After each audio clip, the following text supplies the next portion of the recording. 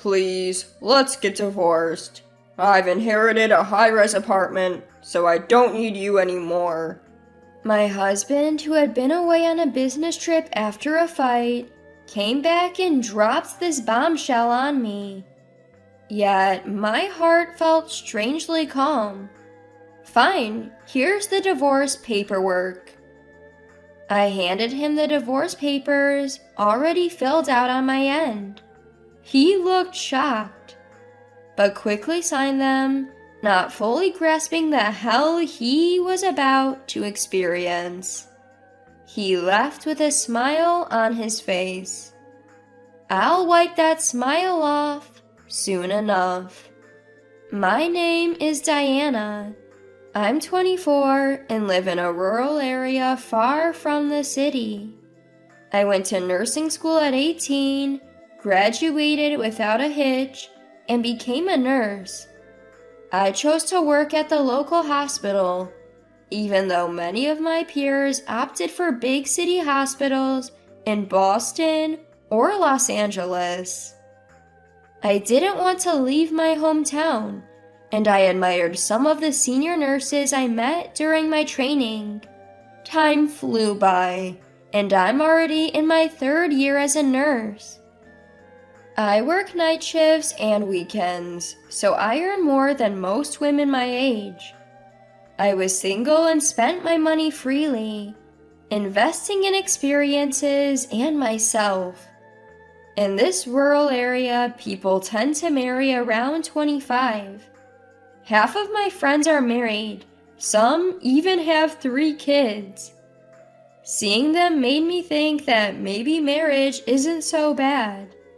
So I managed to ask an acquaintance to introduce me to a certain man. So I got introduced to a man named Zeke, who's 29. He seems to be a salesman working for a large, well-known company in this area, and his monthly income is $3,000, so he has no financial problems. Also, when I met him and talked with him, he was a very gentlemanly person, and I gradually began to want to marry him. It seems that he was the same way, and even though he was 29 years old and the eldest of an only child, his parents were worried about his inability to have a girlfriend. A year after we met, we got married. I was 25, right when everyone else was getting married. My friends were happy for me, especially since my husband was a well-off businessman over 30. We had our dream wedding in a garden chapel, and I was on cloud 9. A few months into our marriage, my husband said, Now that we're settled, let's set some ground rules. No interfering in each other's lives. No asking about work details. And I want separate rooms. He said. When I first heard my husband say he needed his own space, I was surprised. But then I remembered he'd been saying things like that even before we got married. I like having my alone time too, so I agreed with him on some level. If it made both of us happy, why not? At first, everything was fine, but gradually I noticed we were talking less and less. We both have busy jobs, so we decided not to interfere with each other's lives. We even started having separate dinners. My husband began coming home late, sometimes past midnight. I also have night shifts a few times a month, and I'm currently working in a neonatal unit, which often requires overtime due to staff shortages. So we started drifting apart. Before I knew it, we hadn't spoken for almost a week. That's when I started to worry. Don't you think this is getting out of hand? Can't we at least text or call each other once in a while? When I said that, my husband hesitated and didn't agree right away. He said he didn't want to do that because it would be too controlling. So the conversation fizzled out and time just kept passing. I reached my breaking point and finally confronted him. Enough is enough. How long are you planning to live like this? You avoid conversations, disappear on sudden business trips, and you're not even cooperative when I say I want to have kids. I stayed up late, waiting for him to come home so we could talk. When he saw me, he was annoyed but quickly matched my anger. I'm tired, and you're bringing this up again? I contribute to the household in our joint account. What's your problem? After yelling, he walked past me, locked himself in his room, and that was that. We built this house with the idea of raising a family. Both the house and the mortgage are in his name. He even insisted on having a lock on his door. I agree with the idea of ensuring privacy, but when it's done at this moment, I feel like we're being distanced from each other as a family. I sighed deeply, unable to comprehend his childish behavior. The next day, he didn't come home. In the morning, I found a short text. Got called away on sudden business. Won't be back for a while. I sighed again, too drained to reply, and started my day. After a year of marriage, I realized my husband is emotionally abusive. He yells whenever things don't go his way and belittles me. It's also pretty sexist. My love for him had completely cooled off. I had been contemplating divorce, but now I've reached my limit. No matter how many times I tried to talk, he'd find an excuse to avoid it. He'd even throw harsh words at me, adding to the stress from my job. As I was thinking about divorce, my husband, who had gone on a business trip and hadn't contacted me at all, suddenly returned home. He returned from his business trip, which had lasted over a month. I'd been so happy without him that I'd forgotten he even existed. Just as I was about to file for divorce, he beat me to it. Please, just divorce me and leave. I married you for appearances and money. My dad passed away recently, and I inherited a high-rise condo. I can manage without your income. If you cheat, it saves my face too. So, you're useless to me now. He said this and waited for my response, staring intently. You want to break up with me that badly? I feel insulted and it makes me angry. But if that's what my husband wants, then fine. Okay, fine. Here's the divorce papers. I immediately handed him the divorce papers I had prepared. He looked surprised, clearly not expecting this. What? Hurry up and write. I've already filled out my part and signed it. I pushed the papers toward him, and he chuckled and signed without hesitation. After checking for any errors, I grabbed my pre-packed suitcase and said, "All right, I'm leaving now, just like you wanted," and opened the front door. Suddenly, he panicked. Wait, when did you prepare all this? Are you really leaving right now? What about the house? I pointed to some documents on the table. Those were papers detailing how to change the utilities into my name and how we would handle things post-divorce. Let's discuss future matters through the lawyer whose business card is there. So don't call me personally, okay? I left the house, making sure to drive the point home. A few days later, we sat across from each other, lawyers present. My usually composed husband looked flustered and uneasy. He must have read the certified mail I sent. So, Zeke, let me make myself clear. I've got solid evidence of your affair and your ongoing emotional abuse, which I've recorded. So, you'll be paying me $20,000 in damages. He stood up abruptly, almost hysterical. When did you start planning all this? This is insane. I wondered what he was talking about. I had started investigating his infidelity 3 months ago. In fact, I had been consulting a colleague about him since then. She advised that if he was cheating, I could claim damages, so it was worth looking into. Although I hadn't seen any signs of another woman, I followed her advice and hired a private investigator, and the evidence just kept coming. I had tried to confront him several times but failed. The only time I could finally confront him was that night, but I had known about his infidelity for a while. I even hired the investigator again when his business trips conveniently increased. Turns out he was using the trips as an excuse to stay with his mistress, even pretending she was his wife at his stepfather's family funeral. So I knew exactly what he was doing while he was away on business.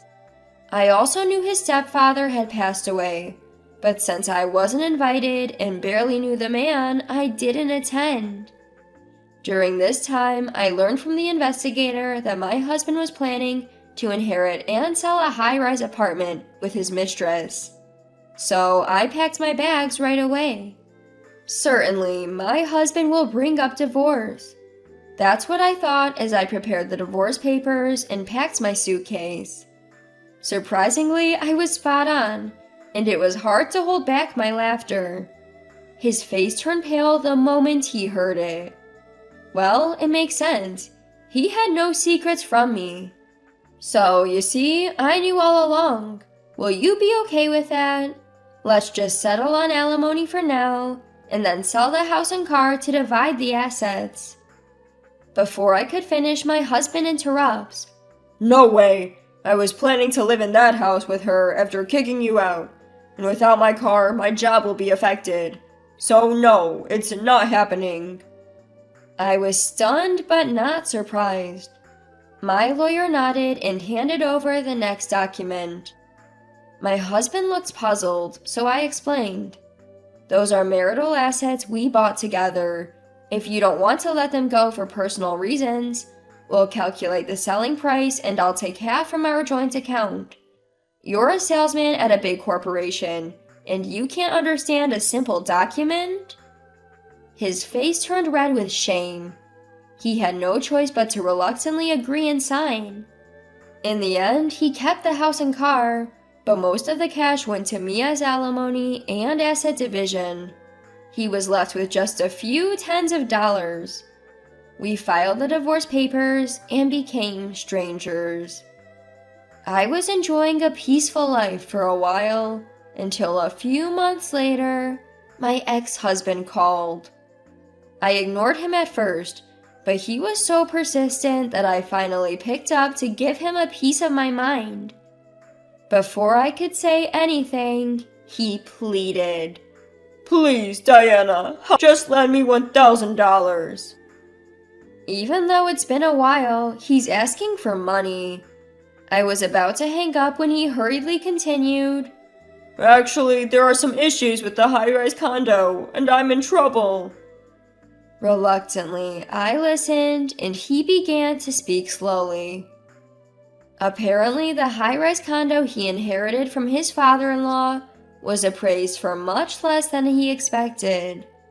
The difference wasn't small, it was significant enough to be a problem. And it didn't stop there. The tax office got suspicious because he sold the high-rise condo immediately after inheriting it. They thought he might have bought it just to reduce inheritance taxes. I remember seeing news about how the wealthy are using high-rise condos for tax evasion, and the government is cracking down.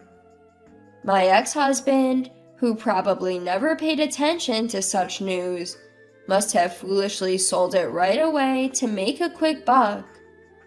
As a result, the court determined he had to pay additional inheritance taxes. On top of that, his mistress Elisa found out about me and left him saying, "I didn't know you were married, you liar." She left just as he was planning to marry her after divorcing me. I couldn't help but laugh. He's been going through a lengthy divorce mediation ever since, and it finally ended in court. He spent a fortune on the trial, lost, and even had a child with her, so he had to pay alimony. His assets went negative. He also had to resign from his job after it was revealed that he had been using me and deceiving the other woman. His parents are both gone, and he's an only child. Even his relatives look down on him. He's in financial ruin due to massive debts and had no choice but to turn to me. If it were just that, I could say, it's your own fault, but then he says something astonishing. We were married once, so you should support me. You've been ignoring all my messages, so you have some responsibility too, right? Is he trying to say that I'm also to blame? I'm not particularly empathetic, cute, or beautiful. Still, I thought it was absolutely wrong to be held responsible alongside such a lowlife. Enough! Who would support a man like you? You're an adult. Clean up your own mess. Aren't you ashamed to hear this from someone younger than you? I said that and hung up without listening to his reply. He kept calling, so I answered and said, if you call again, I'll report you to the police for stalking. And the storm of calls stopped. I wouldn't put it past him to show up at my house. So I moved to a secure rental condo and changed my phone number. He hasn't contacted me since. I later learned about his miserable fate through mutual acquaintances. Desperate for money, he resorted to theft. At first, he was shoplifting sandwiches from supermarkets and had been warned by the store manager multiple times. He didn't stop even after the police gave him a severe warning. He was supposed to have settled things with the supermarket after the police got involved, but my incorrigible ex-husband did it again. Of course, the supermarket was watching him. The moment he walked in, they kept an eye on him. And, as expected, he shoplifted again. This time, a young part-time female employee chased after him at full speed. She was a college student and a track and field athlete who had competed in national championships, so she easily caught up to him. However, the strength difference between a young woman and an adult man was too great, and he ended up causing her injuries, including a fracture that took 2 weeks to heal. That incident led to his prosecution for repeated theft and assault, and he was found guilty with a suspended sentence. Now he's homeless, living somewhere downtown, relying on the kindness of strangers. When I heard this, I couldn't even laugh. It was too tragic. But he brought it upon himself. He had no choice but to accept his fate as his own doing. As for me, when I turned 30, I transferred to a major hospital in Los Angeles as part of a promotion. I met a clinical engineer there, and we hit it off and started dating. He chose to be with me, even after I told him everything about my past.